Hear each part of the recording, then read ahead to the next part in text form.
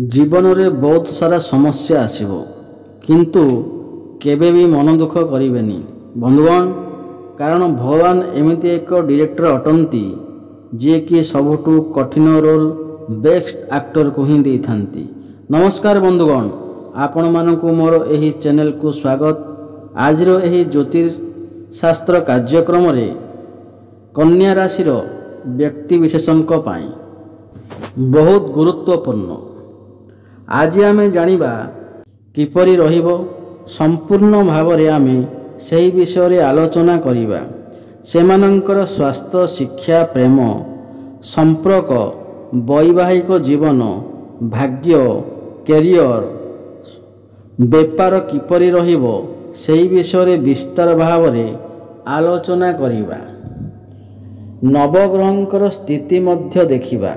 नवग्रह कि प्रकार फल देबारे सक्षम हेबे, शेषरे अशुभत्व प्रदान करुथिबा किछि विशेष प्रतिकार मध्य जानिबा। सेथिपाई वीडियोटी को शेष पर्यंत देखंतु। चलंतु वीडियोटी आरंभ करिबा, जहाँकि जन्म राशि चंद्र राशि उपर आधारित। कन्या राशिर नवग्रहंकर स्थिति विषय रे सर्वप्रथम जानिबा।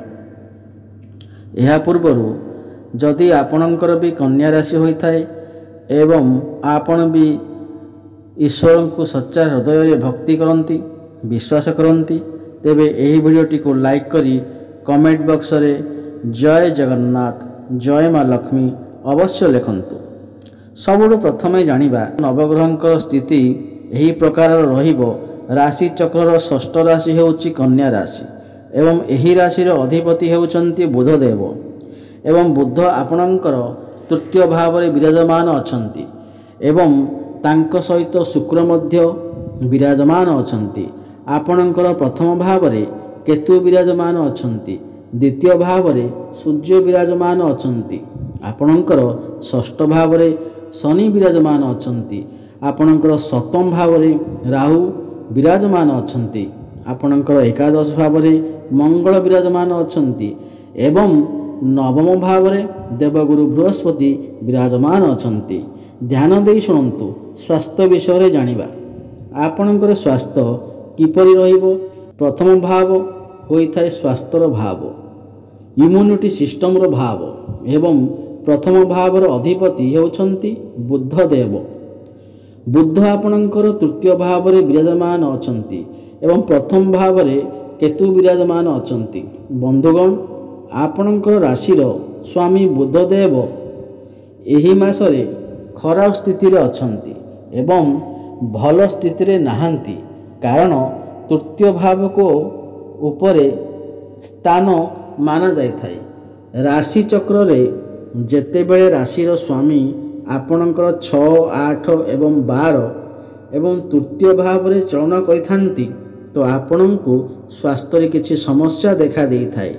एही समय रे आपणଙ୍କର त्वचा संबंधी समस्या किछि देखा देई पारे, स्किन रिलेटेड समस्या किछि देखा देई पारे, एलर्जी भली समस्या देखा देई पारे, ठंडा ज्वर भली समस्या मध्य देखा देई पारे।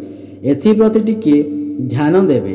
तृतीय भाव साहस पराक्रम भाव होइथाय एवं अधिक परिश्रम भाव होइथाय।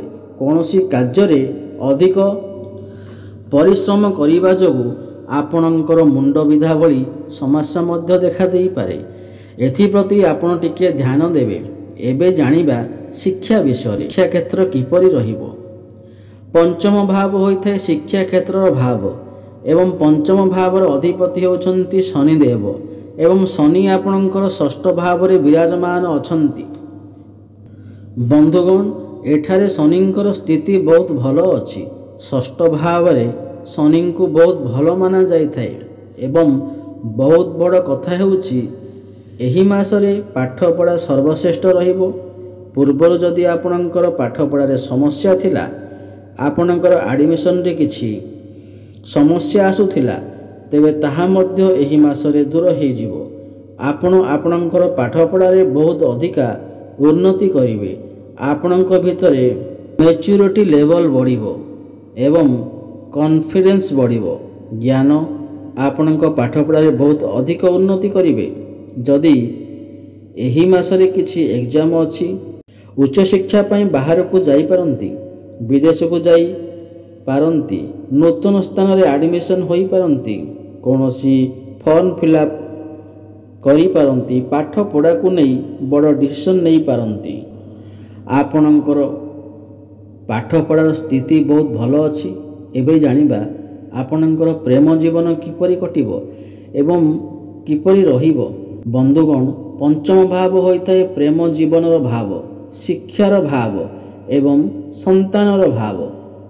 ଏବଂ ପଞ୍ଚମ ଭାବରେ ଅଧିପତି ଶନିଦେବ ଆପଣଙ୍କର ଷଷ୍ଠ ଭାବରେ ବିରାଜମାନ ଅଛନ୍ତି। ବନ୍ଧୁଗଣ, ଏହି ମାସରେ ମଙ୍ଗଳ ଆପଣଙ୍କର ପଞ୍ଚମ ଭାବକୁ ଦେଖୁଛନ୍ତି। ଆପଣ ଯାହା ସହିତ ବି ରିଲେସନସିପ୍ରେ ଅଛନ୍ତି ଏବଂ ଯିଏ ବି ଆପଣଙ୍କର ପାର୍ଟନର ଅଛନ୍ତି, ତାଙ୍କ ଭିତରେ ଟିକିଏ କ୍ରୋଧ ଦେଖା ଦେଇପାରେ, ଜିଦପଣ ଦେଖା ଦେଇପାରେ। କ୍ରୋଧ କାରଣରୁ ଆପଣ ଦୁଇ ଜଣଙ୍କ ମଧ୍ୟରେ ସମୟ ସମୟରେ କଳି ଝଗଡ଼ା ଏବଂ ମନ ମତାନ୍ତର ମଧ୍ୟ ଦେଖା ଦେଇପାରେ। ଯେଉଁମାନଙ୍କର ପୂର୍ବରୁ କଥାବାର୍ତ୍ତା ବନ୍ଦ ହୋଇଯାଉଥିଲା କିମ୍ବା ବ୍ରେକଅପ୍ ଆଦି ହୋଇଯାଉଥିଲା, ସେମାନଙ୍କର ପୁଣି ଥରେ କଥାବାର୍ତ୍ତା ହୋଇଯାଇପାରେ।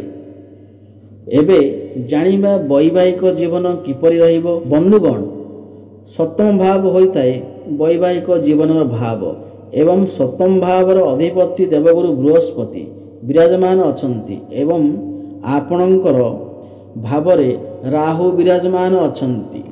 ବନ୍ଧୁଗଣ, ଏଠାରେ ମୁଁ ଆପଣଙ୍କୁ ଗୋଟିଏ କଥା କହିବି, ଆପଣଙ୍କ ବୈବାହିକ ଜୀବନ ଭଲ ଅଛି। କାହିଁକି ନା ଗୁରୁ ଆପଣଙ୍କର ଭାଗ୍ୟ ଭାବରେ ଅଛନ୍ତି, କିନ୍ତୁ ରାହୁ ଆପଣଙ୍କର ସପ୍ତମ ଭାବରେ ଥିବାରୁ ଆପଣଙ୍କ ବୈବାହିକ ଜୀବନରେ ସମସ୍ତ ସମସ୍ୟା ଦେଖା ଦେଉଥିବ ଏବଂ ଏହି ମାସରେ ମଧ୍ୟ କିଛିଟା ସମସ୍ୟା ଦେଖାଦେବ।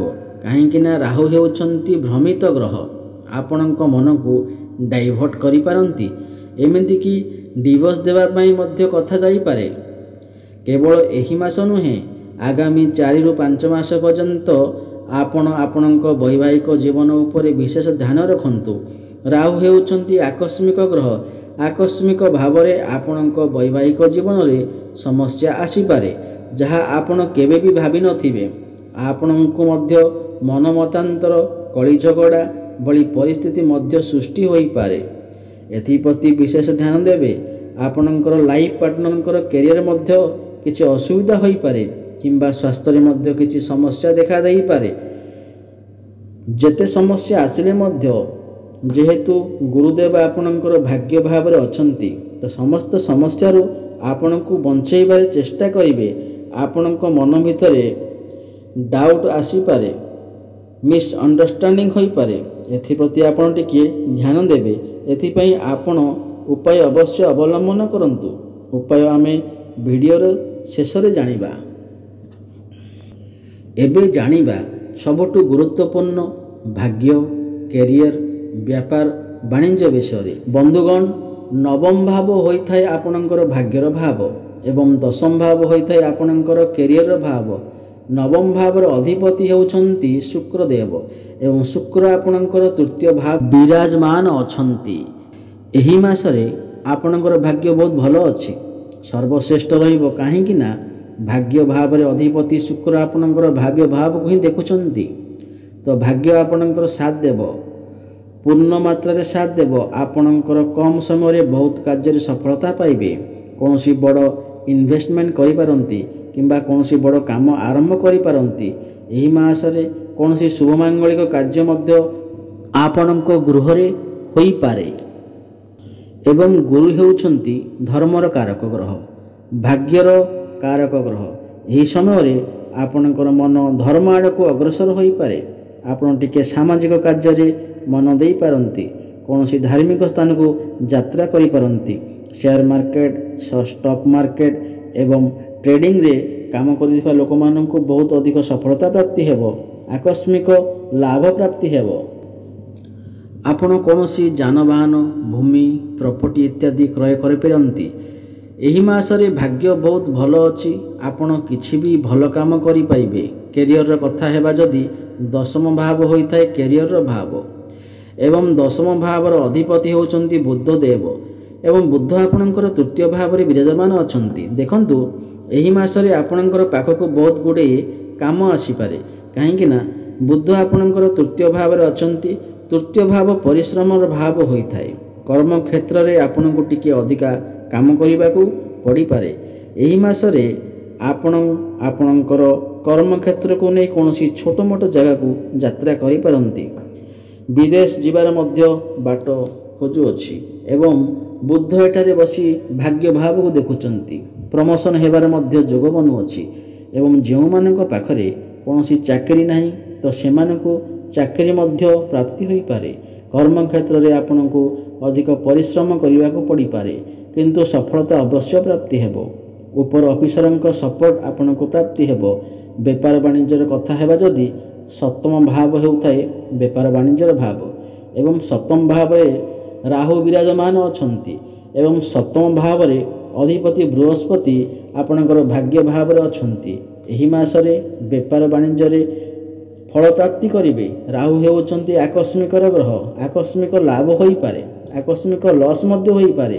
ଆପଣଙ୍କର ଡେଲି ଇନକମ୍ରେ ବୃଦ୍ଧି ଆସିପାରେ, କାହିଁକି ନା ବୃହସ୍ପତି ଆପଣଙ୍କର ଭାଗ୍ୟ ଭାବରେ ଅଛନ୍ତି ଏବଂ ସମୟ ସମୟରେ ଆପଣ କୌଣସି ପାର୍ଟନରସିପ୍ ବେପାର ବାଣିଜ୍ୟରେ ମନ ଦିଅନ୍ତୁ ନାହିଁ।